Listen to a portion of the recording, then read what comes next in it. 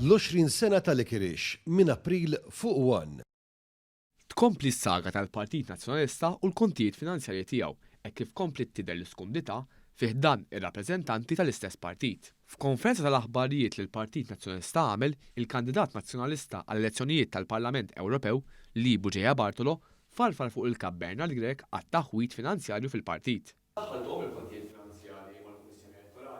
M'għandi xejn nżid mali għall-kap tal-Partit Nazzjonalista Bernard Grech. L-iskumdità beret ukoll f'wiċċ id-deputat nazzjonalista Beppe Fenekadami li meta komplejna nistaqsu flimkien ma' Buġeja Bartolo ma kellu l-ebda għażla oħra ħlief li lebbet il-barra mill-Kamra tal-Konferenzi bid-direttur informazzjoni tal-Partit Nazzjonalista iwaqqaf lil dan l-istazzjon milli jkompli jistaqsi l-mistoqsijiet.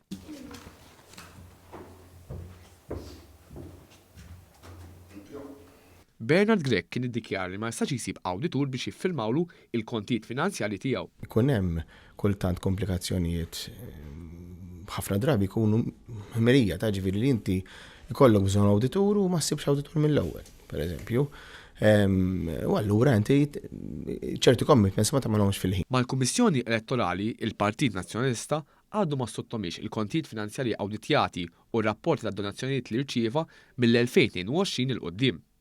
Ifisser li kemm ilu kap Bernard Grech, il-Partit Nazzjonalista għadu qatt ma sottometta l-kontijiet finanzjarji u rapport ta' donazzjonijiet mal-Kummissjoni Elettorali biksur tal-liġi tal-finanzjament tal-partiti.